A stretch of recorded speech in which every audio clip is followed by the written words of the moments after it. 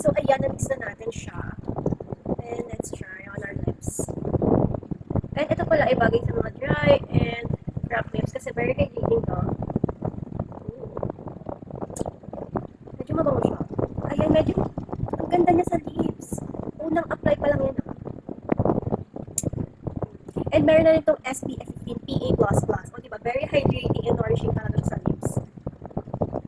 Ganda niya. Ayan, meron na rin kasi itong times, peptides, and vitamin E. Kaya naman talagang nakakatulong din siya makasoften ng lips. Ayan, ang ating Dream 8 shade ng Angelic Floating. Kaya kung ikaw ay nag-try and chop lips, ito yung bagay sa'yo. And meron pa silang other available na shade. Siyempre may pang Morena and may pang Universal. Ayan, itong Dream 8 is for Morena talaga siya. So, balak ko din bumili ng Aim 8 na shades